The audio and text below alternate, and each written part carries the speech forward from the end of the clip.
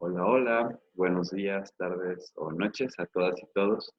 Sean bienvenidas y bienvenidos a otra edición, a otro video de este curso que es una lectura guiada del libro Eclipse de Dios del filósofo judío Martin Buber. Antes que nada, pues quisiera mostrar abrazos y gestos de solidaridad con todas y todos, que sabemos que estamos pasando por unos tiempos difíciles a nivel nacional, a nivel mundial, ¿no? Con esta pandemia que pues ya nos pegó y que ya tenemos que actuar en consecuencia tomando las medidas de prevención, de seguridad correspondientes.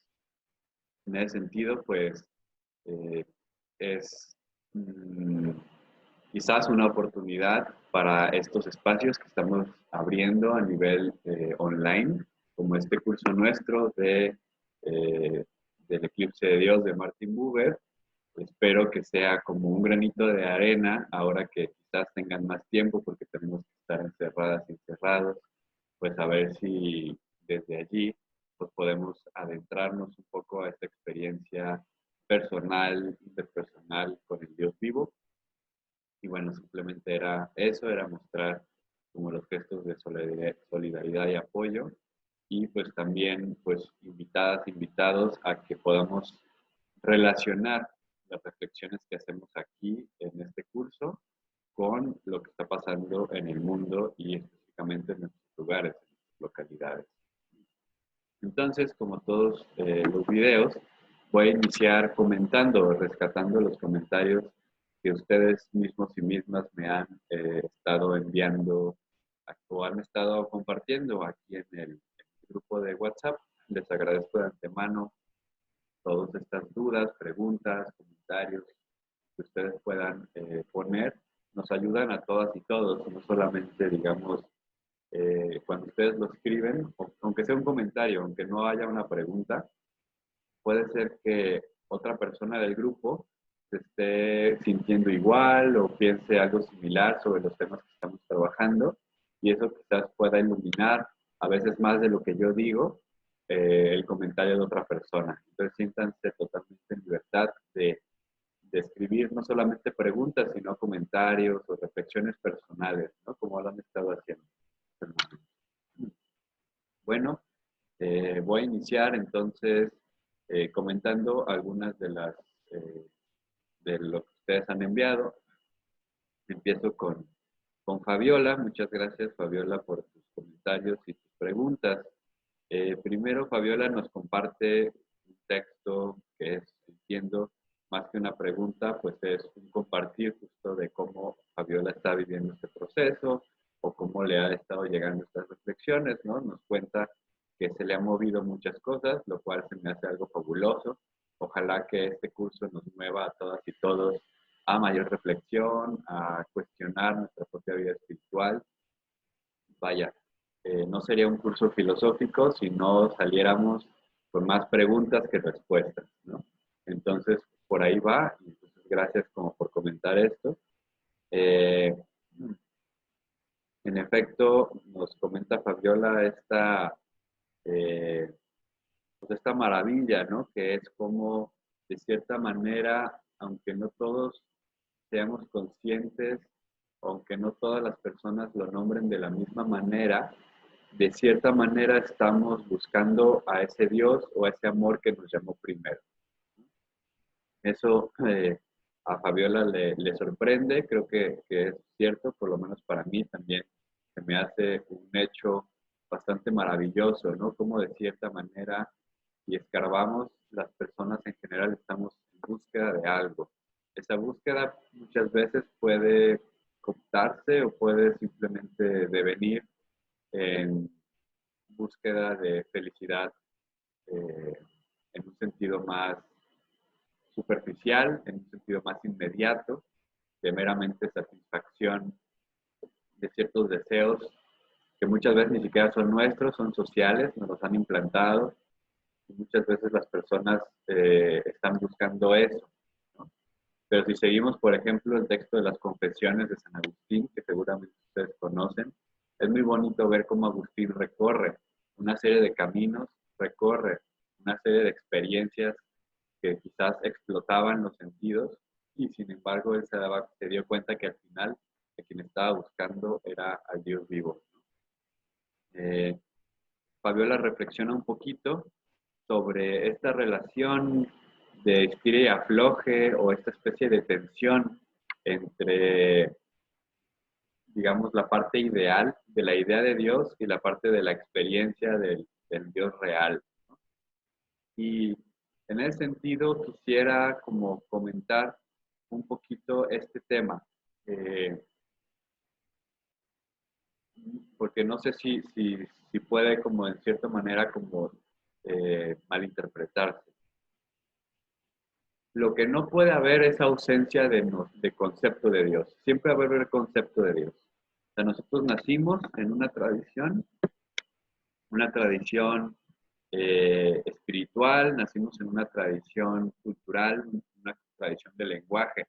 Entonces, aunque no hayamos nacido en una familia creyente de cualquier religión, nunca partimos desde cero. Ese es el asunto. El ser humano en general, y no solamente a nivel religioso, o sea, el ser humano en general nunca parte de cero, porque ya en el momento que nos acogen, ¿no? Cuando nacemos, nos empiezan a formar con un lenguaje, inclusive no necesariamente un lenguaje hablado, sino un lenguaje corporal, ¿no? La cercanía con la madre, o sea, digamos, todo eso nos va configurando de una u otra manera.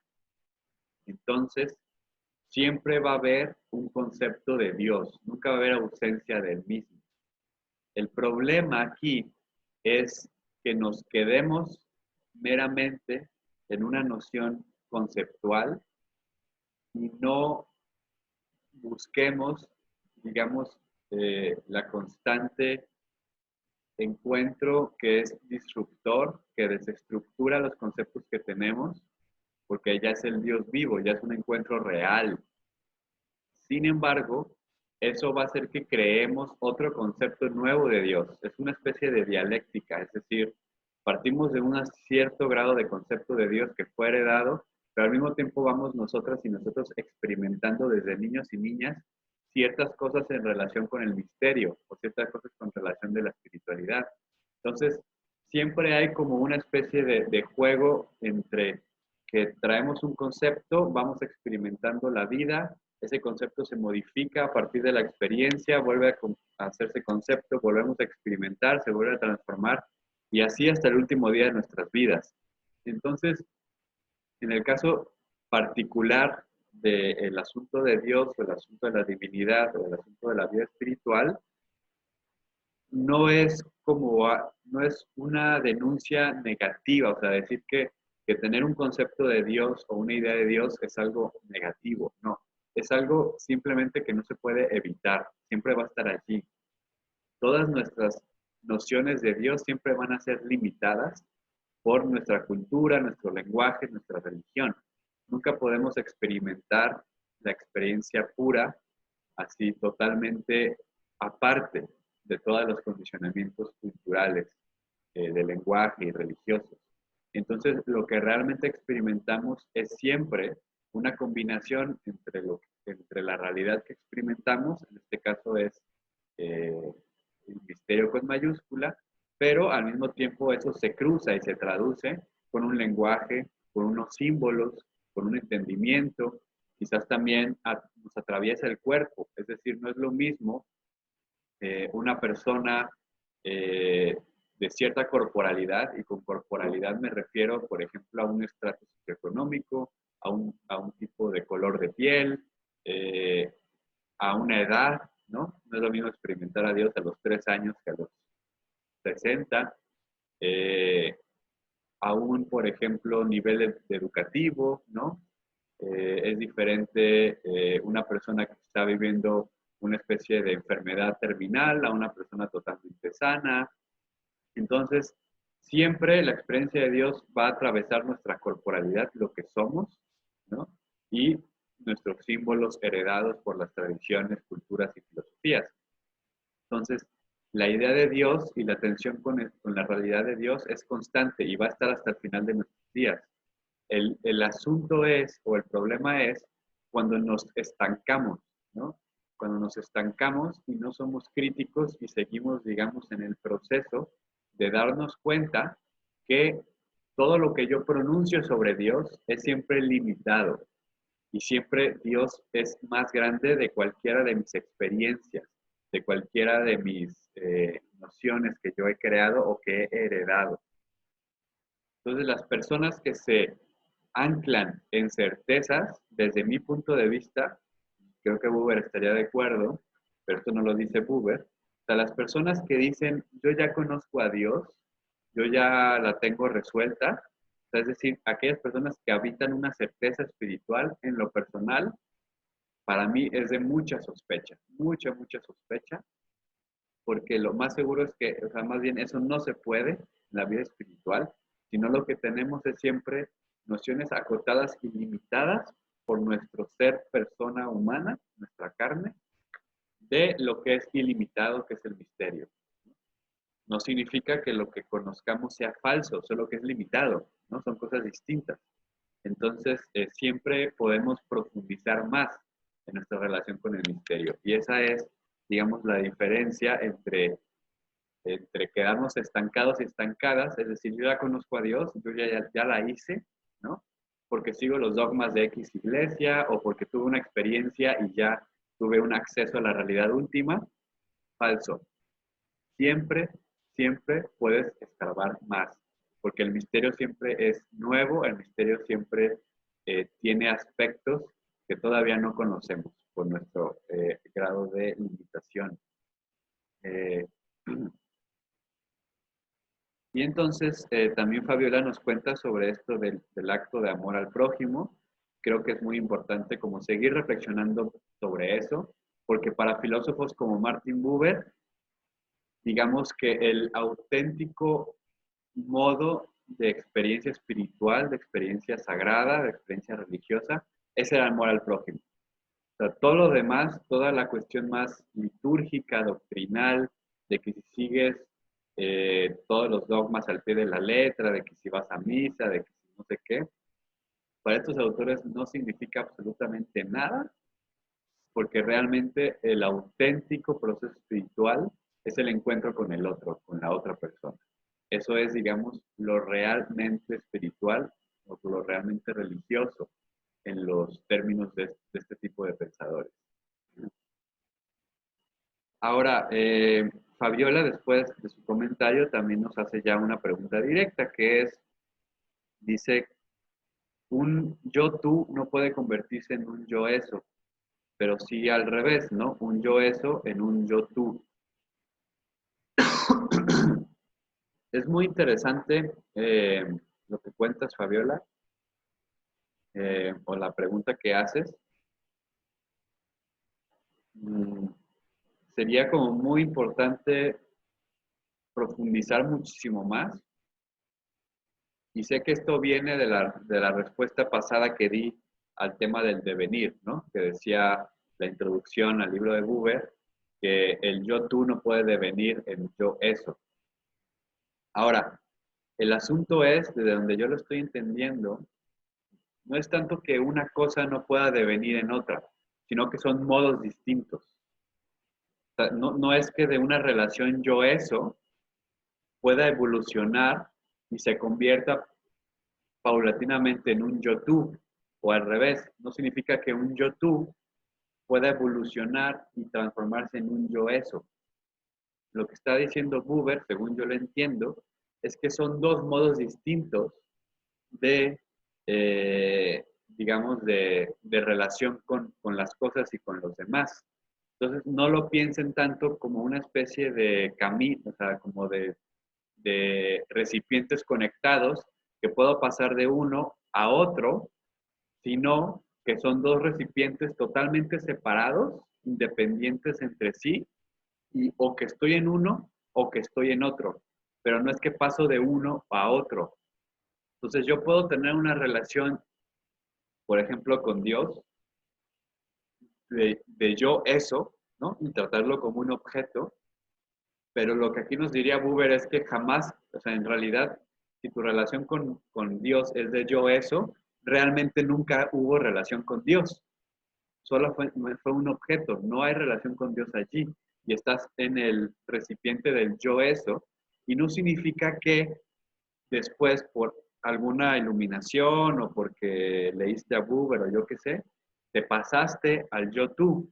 No, es simplemente, hay como un cambio existencial, ¿no? Es decir, más bien es, no pasaste de una relación de yo eso con Dios a una relación de yo tú con Dios, sino que pasaste de no tener relación ninguna con Dios a tener una relación auténtica con Dios, ¿no? Entonces, no es tanto que pases de uno a otro, como les digo, como si hubiera un puente entre los dos recipientes, y que si te distraes te vas al yo eso, y que si vuelves a tomar conciencia te vas al yo tú. No, es más bien como dos recipientes totalmente independientes, dos modos existenciales distintos. Y o estás en uno o estás en otro. Y en el caso de la relación con Dios, o no tienes una relación real con Dios, porque realmente es una relación con un objeto y Dios no es un objeto, pues nunca tienes una relación con Dios. Y si pasas, pero no pasas en un sentido de que se fue transformando esta relación, sino que cambiaste existencialmente, pues eso es la conversión, la metanoia, ¿no? Te transformaste, despertaste, ¿no? Ahora, esto por supuesto que tiene que ver con lo que decíamos en un momento y que también Fabiola, y esto es lo difícil de entender, y es que por supuesto, los conceptos de Dios, aunque son como idolátricos, en el sentido de que no son Dios y que los podemos tratar como un objeto, por supuesto que nos dan algún atismo, nos dan como unas pistas. O sea, es distinto, por ejemplo, una persona que creció en un ambiente totalmente arreligioso o antirreligioso y no tiene nada que ver con lo religioso, y de pronto tiene una experiencia y entonces conoce a Dios por primera vez, a una persona que, por ejemplo, nació en una familia espiritual, una familia religiosa, de cualquier tradición que ustedes quieran, y fue teniendo algunas nociones de Dios y así, pero realmente pues no tenía como experiencia hasta algún momento que tuvo la experiencia. Dos casos interesantes, históricos. Uno ya hablamos de él, Pascal. Pascal pasó, o sea, digamos que del yo eso, el Dios de los filósofos, después experimentó el yo tú, el Dios de Abraham, el Dios de Isaac, el Dios de Jacob.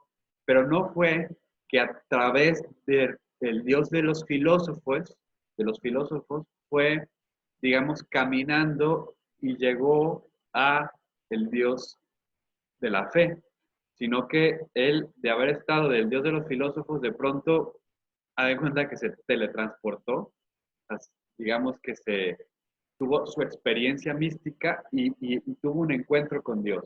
Por supuesto, todo lo anterior quizás le ayudó y le dio algunas nociones, pero imagínense ustedes la experiencia de que cuando te cae un 20, ¿no? Cuando te cae un 20, como decimos en México, ¿no? Cuando se te prende el foco, no es tanto que pasaste por una serie de cosas que te fueron llevando, ¿no?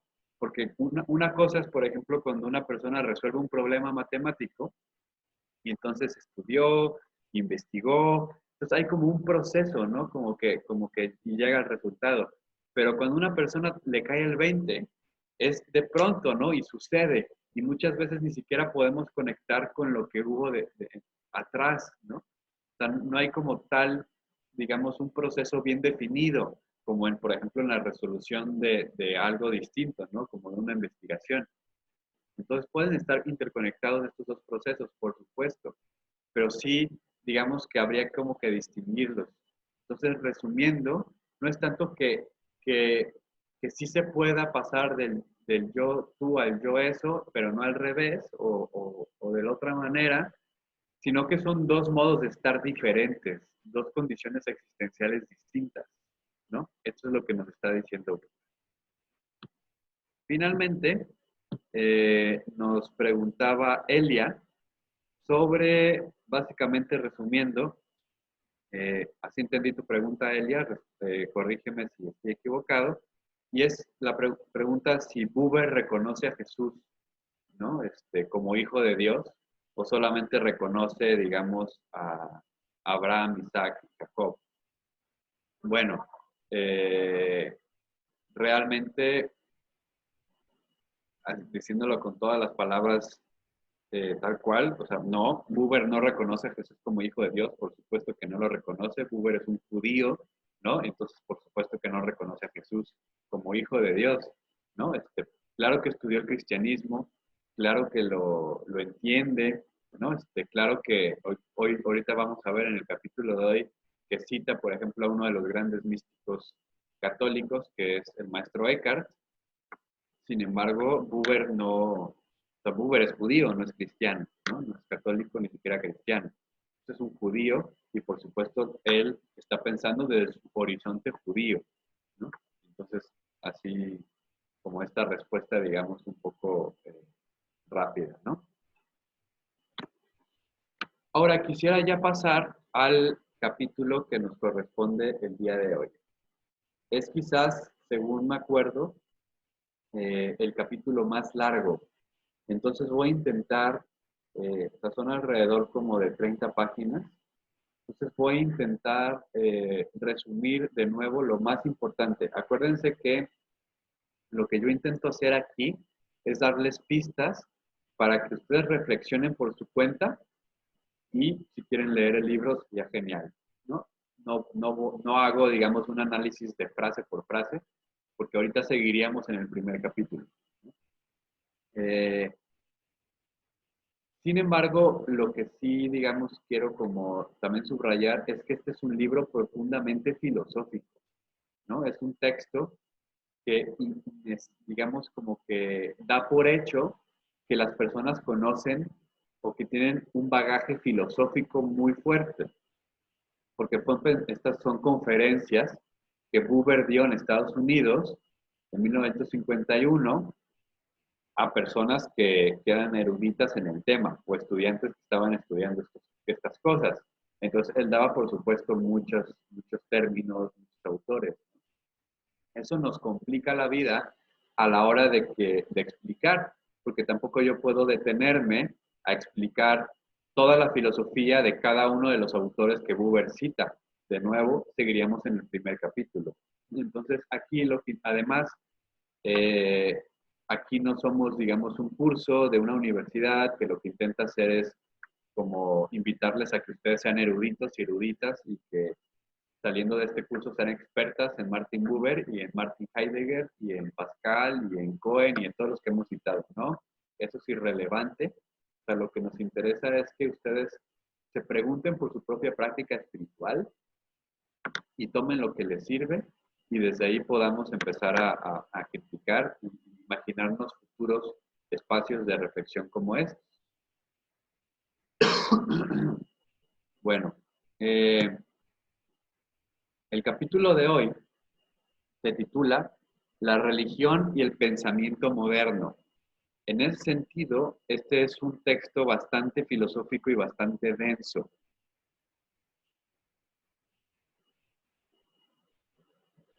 Y aquí Buber va a dialogar principalmente con tres autores que pertenecen a dos ramas o a dos escuelas de pensamiento que en su tiempo eran muy fuertes y hasta la fecha siguen siendo muy influyentes, pero que en su tiempo eran muy importantes. Eh, la primera escuela o corriente sería el existencialismo y la segunda sería cierto tipo de psicología. En la primera, el existencialismo, Buber va a dialogar o a criticar, en este caso, a dos autores, Jean-Paul Sartre y Martin Heidegger. Estos dos autores son autores que fueron muy influenciados por la corriente existencialista y sin embargo son muy diferentes entre sí.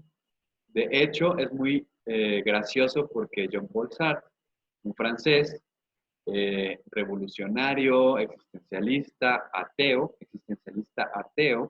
¿no? Que escribe libros muy interesantes, bastante buenos, es uno de los filósofos más importantes del siglo pasado. Él rescata mucho a Heidegger, a Martin Heidegger, un autor alemán de los más importantes, quizás el más importante del siglo pasado, en filosofía, el más influyente, pero son muy distintos entre sí. De hecho, Martin Heidegger siempre tomó distancia de Sartre, a pesar de que Sartre siempre quiso como compararse mucho con Heidegger, pero Heidegger siempre tomó distancia de él.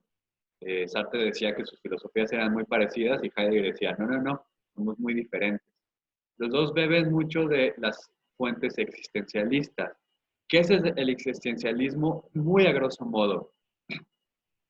El primer existencialista fue un filósofo que se llamó Soren Kierkegaard, un danés que vivió alrededor de los 1800 y cachos, y que él va a criticar a Hegel. Hegel, que es un idealista, es un pensador muy importante, un filósofo, pero que él habla del absoluto. Y para Hegel, el individuo es irrelevante porque la persona particular al absoluto no le hace ni cosquillas. Para Hegel, por ejemplo, cualquier cosa que te pase a ti o que me pase a mí, no le hace ni cosquillas al absoluto. Y en cierta manera tiene razón, es decir, si cualquiera de nosotros nos morimos el día de mañana, al mundo no le pasa absolutamente nada, ¿no? O sea, digamos, somos bastante prescindibles, ¿no? En la historia humana. O sea, la historia como historia humana, que también lo que habla Hegel, pues los individuos son prescindibles. O sea, inclusive los individuos más importantes, por ejemplo, Hitler, ¿no? Que la historia hubiera sido muy diferente sin Hitler. Aún así, Hitler de cierta manera fue un accidente histórico, porque lo que pensaba Hitler lo pensaba muchísima gente, como hoy en día Trump. Lo que piensa Trump lo piensa mucha gente en Estados Unidos, por eso ganó, por eso tiene apoyo. Entonces, si no hubiera sido Trump, si no hubiera sido Hitler, hubieran sido otros, ¿no? Entonces, eso es lo que dice Hegel. Kierkegaard dice, no, lo que vive el individuo, lo que vive la persona es importante y él quiere hacer filosofía desde allí. Entonces, por eso se llama existencialismo, la existencia concreta e individual es importante. En ese sentido, lo que también es muy importante para los existencialistas es que básicamente su grito de batalla es la existencia y no la esencia. Es decir, la filosofía durante muchos siglos, inclusive milenios, había estado más bien buscando las esencias, ¿no? La esencia del ser humano, la esencia de Dios, la esencia de las cosas. Los existencialistas dicen, no nos importan las esencias, porque ya nos hemos dado cuenta que eso nos mete en discusiones que no llevan a ningún lado, porque además las esencias nadie las puede comprobar. O sea, una persona dice que la esencia humana es X y la otra persona dice que la esencia humana es Y. Una cultura dice que la esencia humana es una cosa y otra cultura dice que la esencia humana es otra cosa. Lo que sí podemos pensar y de lo que sí podemos tener como un anclaje más real es de la existencia. No me importa, dicen los existencialistas, si la esencia del ser humano es esta u otra. Lo que nos interesa es la existencia real y concreta del ser humano, lo que está viviendo, independientemente de cuál sea su esencia. Entonces, lo que hace primero en este capítulo Martin Buber es que va a hablar de la relación entre el pensamiento moderno y la religión. Entonces, lo que él le interesa no es tanto la relación entre el pensamiento moderno y la religión, porque eso ya lo ha abordado en los capítulos anteriores. ¿Se acuerdan cuando hablamos de la relación entre la filosofía y la religión? Aquí lo que le interesa a Buber es ver cómo la filosofía moderna o el pensamiento moderno, desde el existencialismo de un Sartre y de un Heidegger, pero también la psicología de un Jung, un psicoanalista, heredero de Freud, pero que se mete mucho en cuestiones espirituales, le interesa cómo este pensamiento moderno lanza, dice, veredictos sobre la religión, es decir, campos que son externos a la religión, que dicen sobre la religión. Eso es lo que le interesa a Buber. Entonces, primero va a dialogar con Sartre, quien es, como les digo, un existencialista ateo. A diferencia de Kierkegaard, quien era un existencialista creyente, cristiano, protestante, y de Heidegger, quien era creyente, pero no practicante. O sea, no era ateo, pero tampoco era, digamos, como un creyente. Eh, para Sartre, su ateísmo viene de su filosofía existencialista. O sea, para Sartre, la conclusión del existencialismo real es que nos tiene que llevar al ateísmo.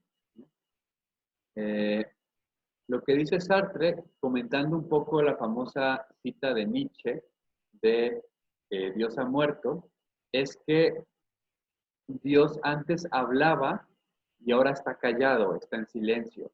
Esta frase a Buber le hace mucho sentido y le parece muy interesante, porque además viene de un ateo, ¿no? Entonces, eh, dice Buber, a partir de la muerte de Dios, de la modernidad, porque la modernidad es la filosofía de la muerte de Dios, eh, antes de eso Dios hablaba. O sea, ¿a qué se refiere con Dios hablaba? Era que vivíamos en un horizonte religioso, o sea, toda la vida estaba ordenada a través de la religión. A partir de la modernidad eso se acaba y la religión pasa a formar parte del ámbito de lo privado. Fíjense, hoy en día que seguimos siendo herederos de la modernidad, lo religioso se ve reducido al a la esfera de lo privado y no de lo público. Y está muy mal visto que hablemos de lo religioso en lo público, en la política, porque es algo de las personas, es algo de la casa, es algo privado, ¿no? Entonces Dios se ha callado. Eh, ahora, dice Buber, lo interesante aquí es que Sartre ve este silencio de Dios meramente como si fuera un efecto de la modernidad. Sin embargo, si nos metemos realmente a la experiencia bíblica del pueblo hebreo, del pueblo cristiano, y también a la experiencia mística de los místicos y místicas de las tradiciones judías, cristianas y musulmanas, nos damos cuenta que el silencio de Dios es algo constante. O sea, no es algo que, o sea, no significa que como Dios se cayó ahorita, en la modernidad, entonces Dios se murió. No, el silencio de Dios ha sido algo constante siempre en los procesos como se manifiesta Dios. Y dice, vean ustedes la Biblia. En la Biblia muchas veces Dios habla, guarda silencio. Y lean ustedes los salmos. ¿Y cuántas veces los salmos cantan, por ejemplo, el silencio de Dios? ¿Por qué guardas silencio? ¿Por qué no me hablas? No dicen los salmos. El libro de Job, por ejemplo, donde Dios guarda silencio hasta el final. El mismo Evangelio, cuando, por ejemplo, Jesús está en el Getsemaní y todo su proceso hasta la crucifixión, ¿no? Elí, Elí, lama sabactani, ¿no? Dios mío, ¿por qué me has abandonado? El silencio de Dios es una experiencia común y constante en la experiencia mística y de la experiencia bíblica. Entonces, aquí dice Buber, no es algo, o sea, no lo inventó Sartre, no lo inventó el existencialismo, no lo inventó la modernidad, es algo que está en el proceso de la propia vida espiritual, ¿no? Eh, entonces lo que dice Sartre es que eh, como Dios ya no existe, Dios ha muerto, o por lo menos se ha callado, es irrelevante en nuestra vida, dice Sartre. Porque Sartre lo que realmente dice es que llega, en su filosofía, llega a un impasse, digamos, llega a un, ¿cómo se llama? Una bifurcación de caminos. Y solamente hay dos caminos. O Dios existe o Dios no existe. Y básicamente dice, si Dios existe, es irrelevante para mí porque no tiene realmente una función en mi vida, no cambia mi vida. Yo puedo ser moralmente bueno, yo puedo luchar por la justicia social, yo puedo ser una buena persona independientemente si Dios existe o no existe. Por lo tanto, dice Sartre, prefiero optar, porque a Sartre le interesa mucho la libertad. Elijo ser libre porque si existe Dios, no soy libre, además. Entonces, primero, es irrelevante si existe Dios o no existe Dios porque no lo necesito para ser buena persona. Pero si existe Dios, además me quita libertad, porque entonces el creador es Dios y yo no tengo creatividad. Entonces dice Sartre, opto por el camino del ateísmo, en donde puedo ser totalmente libre, creador, esto es también algo muy de Nietzsche, ¿no? El Dios ha muerto, viva el ultrahombre, ¿no? Viva la creatividad de las personas que crean su propio mundo. Ya no tenemos que estar apelando a Dios todo el tiempo porque Dios es el creador, porque Dios es la máxima autoridad. No, nosotros, nosotras y nuestro potencial creativo somos la autoridad. Nosotros creamos las cosas, nosotros eh, creamos nuevos valores, ¿no? Los valores ya no vienen de arriba, de un Dios que está más allá, sino que vienen del más acá, del sentir del cuerpo, del sentir de la vida. Es algo muy, muy, muy, muy interesante, ¿no? Pero dice Buber, realmente esto es falso, ¿no? Porque eh, realmente, si nos damos cuenta, en realidad, dice Buber, la vida es pura gracia. La vida siempre es gracia. Inclusive si no tenemos que apelar a Dios necesariamente, una persona dice, perfectamente podría una persona decir, no necesito apelar a Dios. Sin embargo, no es verdad que nosotros somos creadores de nuestra propia vida. O sea, es decir, todo nos fue dado. El lenguaje nos fue enseñado, los valores nos fueron enseñados, la vida nos tuvieron que cuidar desde el día que nacimos hasta que pudimos mantenernos por nosotros mismos y nosotras mismas. Es decir, estamos constantemente construidos y construidas por los demás y no podemos entonces prescindir de eso. Necesariamente siempre están los demás acogiendo nuestra existencia. Entonces, es falso eso de que somos los únicos artífices de nuestra existencia, dice Buber, eso es falso. Entonces, dice Buber, Sartre ha concluido del silencio de Dios la inexistencia de Dios. Sin embargo, eh, realmente lo que Buber nos está diciendo es de que de este silencio de Dios más bien habría que concluir el proceso de que estamos viviendo una especie de purgación para poder encontrar de nuevo con Dios, ¿no? Eh, Después de más o menos, esto era como lo más importante de Sartre, pasamos ya a Heidegger. Heidegger es mucho más complejo. Heidegger es un autor muy difícil, de los más difíciles. Quizás su libro Ser y Tiempo, junto con el libro de Hegel, Fenomenología del Espíritu, son los dos libros de filosofía más difíciles de leer. Entonces, aquí no quisiera perder mucho tiempo en tratar de explicar a Heidegger, sino que simplemente quiero agregar algo muy básico. Heidegger parte también de la muerte de Dios, de eh, la que hemos repetido miles de veces, que es la muerte de Dios que dice Nietzsche. Sin embargo, que es la muerte de Dios, no meramente del Dios cristiano, del Dios judío, es la muerte de todo absoluto, de toda verdad que está más allá de la vida, ¿no? Es decir, lo que están criticando estos autores cuando hablan de la muerte de Dios viene desde Platón, más bien el platonismo, porque no es Platón, son intérpretes de Platón. Para el platonismo, la existencia, la vida o la realidad es como si tuviera dos pisos. El piso de abajo, el primer piso, es el mundo en donde nosotros vivimos. Y el segundo piso es el mundo divino. Y en el primer piso, todo lo que hay no es más que un reflejo del mundo de arriba, del mundo real, que es el verdadero. Entonces, todo lo que vivimos aquí es una sombra y todos los valores y todas las cosas reales vienen del mundo divino, del mundo de arriba. ¿Qué pasa con esto? Esto lo heredó el cristianismo y en efecto, desde esta interpretación, lo que pasa es que el mundo de abajo no es tan importante y tenemos que aspirar siempre al mundo de arriba. Y el cristianismo ha estado contaminado de esto desde sus inicios, desde que se empezó a dialogar con la filosofía griega. Entonces, toda la vida social de Occidente, siempre tenemos que apelar, siempre que tenemos que buscar un ideal que está fuera del mundo, que no tiene nada que ver con la vida concreta de las personas, que normalice, que sea normativa, que crea leyes para nuestra vida cotidiana. Estos autores quieren desgarrar eso, dicen, no, ese mundo no existe, hay que ponernos en el mundo real y aquí están los valores, aquí está la vida, en el cuerpo, en la relación con las personas reales.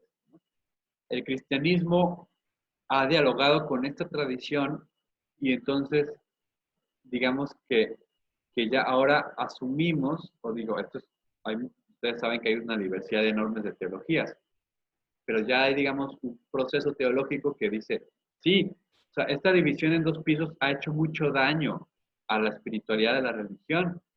Y entonces más bien hay que pensar no un Dios que está más allá del mundo, sino un Dios que está aquí y ahora, en la carne, en la vida de las personas. Que no tenemos que irnos a que los valores y que Dios no es que están en otro lado, sino que están aquí mismo. Entonces, al igual que todos los autores anteriores, Nietzsche, Sartre y Heidegger van a criticar esto. Pero a diferencia de Sartre, que se pronuncia como ateo y dice, Dios ya dejó de hablar, ya no existe, lo que dice Heidegger es que estamos en un proceso de silencio de Dios, pero puede ser, y es muy probable, que Dios vuelva a manifestarse y que va a venir una,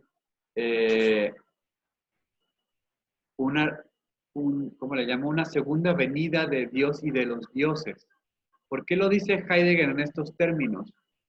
Considera Heidegger que Dios puede levantarse de entre los muertos porque va a haber una nueva aparición de Dios, porque el ser humano se sigue preguntando por el ser. En la pregunta de Heidegger, la pregunta filosófica por excelencia de Heidegger es la pregunta por el ser. Y como les digo, no me gustaría marearles tratando de explicar esto que es muy, pero muy complejo. Y más bien lo que intentaré hacer es que Heidegger considera que el ser humano es el único ser que se pregunta por el ser, ¿no? El ser humano es la única existencia, es la única vida, el único ser vivo que se pregunta por el ser, es decir, que se pregunta por su condición de ser, de existente. Un perrito, hasta donde sabemos, no toma distancia y dice, ¿por qué soy? ¿Qué es el ser? ¿Por qué las cosas son? El ser humano es el único que toma distancia y que dice, ¿quién soy? ¿Por qué soy? ¿De dónde vengo? ¿Por qué las cosas son? Es una de las preguntas filosóficas por excelencia, ¿no? ¿Por qué el ser y no el no ser? O sea, perfectamente pudo haber sido el no ser, ¿no?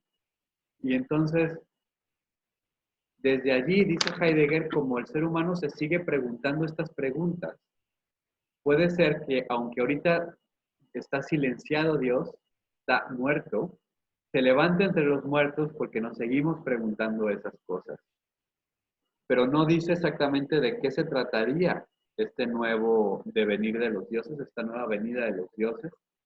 Simplemente que puede ser que volvamos a construir estos nuevos sentidos trascendentales a partir de seguirnos preguntando por el ser. Finalmente, Martin Buber va a dialogar con Carl Jung, este psicólogo, y aquí sí lo destroza, o básicamente digamos que hay un pique, un debate muy fuerte entre estos dos autores. De hecho, al final del libro hay una serie de páginas que son como alguna respuesta, porque Buber escribió esta crítica a Jung y después Jung le contestó y después Buber le volvió a contestar, ¿no? O sea, eran contemporáneos y hubo así como un pleito, ¿no? Entonces, básicamente lo que Buber le critica a Jung en estas páginas es que dice, Jung en su estudio del fenómeno religioso, primero agarra muchas cosas que no son religiosas, muchos fenómenos que no son religiosos, sino que son pseudo religiosos. ¿Por qué lo dice Buber? Porque ustedes recordarán que para Buber, religión es siempre el yo-tú. Para Buber, esa es la religión, el encuentro con el tú absoluto. Y dice Buber que Carl Jung estudió muchos fenómenos donde no hay un tú, meramente son experiencias de ampliación de la conciencia, pero no hay un tú, no hay un diálogo con el otro. Y en ese sentido, dice Buber, Jung mezcla lo religioso con lo pseudo religioso. Sin embargo, dice Buber, no lo voy a criticar por eso, porque la psicología de Jung no tiene las herramientas o, digamos, no le corresponde crear un criterio para distinguir los fenómenos religiosos de los pseudo religiosos. Eso le corresponde a la teología y a la filosofía. Entonces, dice Buber, ok, puedo aceptar que Jung agarre lo que él considera que es religioso, ¿no? Porque lo que está haciendo es psicología, no está haciendo filosofía. Sin embargo, no está haciendo metafísica. El gran problema que tiene Buber con Jung es el hecho de que, según Buber, Jung transgrede los límites de la psicología y comienza a lanzar juicios metafísicos sobre Dios. Y dice Buber, Jung dice que él se va a quedar en los ámbitos limitados de la psicología. Y sin embargo, en su pensamiento, Jung lanza muchos juicios que no son psicológicos, sino que son metafísicos. Por ejemplo, dice Jung, Dios es como la profundidad del alma. Dice Buber, eso no lo puede decir un psicólogo, eso lo dice alguien que, o lo dice la metafísica, no lo puede decir alguien que dice que se va a limitar en los ámbitos de los fenómenos psíquicos. O sea, decir que Dios solamente es un fenómeno psíquico es ya lanzar un juicio metafísico, ¿no? Es decir, ya es un juicio que rebasa la, digamos, lo que le corresponde a los ámbitos psicológicos, al fenómeno psíquico. Básicamente esa es la crítica que tiene Buber a Jung. Es decir, que no concibe a Dios como un tú absoluto, sino que lo concibe más que nada como una especie de ampliación de la conciencia o de profundización de la conciencia, ¿no? Y básicamente va a dar vueltas a esto. Jung considera que el proceso espiritual y religioso se trata en el fondo del proceso de individualización. Obviamente una individualización sana, ¿no? Es decir, un proceso de maduración del sujeto se va convirtiendo de ser un individuo quizás no sano a un individuo sano por medio del proceso de la individuación, que tiene que ver sí con la relación con Dios y con los otros, pero pareciera que para Jung esta relación con los otros y con Dios es de nuevo mero fenómeno psíquico y que ese proceso de individualización lo que realmente hace es acomodar esos procesos de los otros y de Dios en la propia estructura mental y psíquica del individuo para, digamos, como si fuera un rompecabezas y armarse de manera correcta. Sin embargo, lo que va a decir Buber, esto no tiene para Buber ningún sentido o es algo bastante violento porque no toma en cuenta la alteridad y lo absolutamente otro de los otros y de Dios, ¿no? Entonces, esta distinción, esta distancia que hay, ¿no? Que es la que permite la relación, según Buber, en Jung desaparece y no tiene cabida porque todos los fenómenos al final de los otros y de Dios son menos fenómenos psíquicos y no son fenómenos que vienen realmente de un otro absolutamente otro. Bueno, este es básicamente y muy a grosso modo la crítica que tiene Buber a Jung. Básicamente lo que dice Buber es que el problema con Jung es que acaba proclamando una nueva religión, ¿no? Es decir, según Jung, él no quiere meterse como a juicios religiosos metafísicos, pero sí los hace y por lo tanto acaba fundando una nueva religión, básicamente. Y eso es lo que le critica Buber. Le critica también que, por ejemplo, Jung cita a muchos místicos y místicas, pero realmente no los entiende. Por ejemplo, Jung cita al maestro Eckhart y dice que Eckhart, como que para argumentar esto de que Dios es un fondo del alma, y dice Jung, si lees bien a Eckhart, Eckhart habla de otra cosa, ¿no? Habla del yo-tú, ¿no? Aquí básicamente desde mi punto de vista es un pleito entre dos pensadores que están habiendo quién tiene la razón, ¿no? Pero sin embargo, Es muy interesante la crítica que hace Buber a Jung. Habría que recuperar o tratar de recuperar las respuestas que tiene Jung a Buber. Esas no las tengo y no aparecen en este librito. En este librito solo aparece la crítica de Buber a Jung. Es interesante meternos a reflexionar las respuestas de Jung, sus defensas, ¿no? Bueno, pues con eso terminamos el capítulo de hoy, que como les digo era el más largo. Intenté resumirlo lo más posible. Si ustedes pueden leerlo, bienvenidos, bienvenidas. Ojalá sea de mucho fruto para ustedes. Y bueno, como les decía en un principio, mi solidaridad y apoyo a todas y todos en estos procesos que estamos viviendo.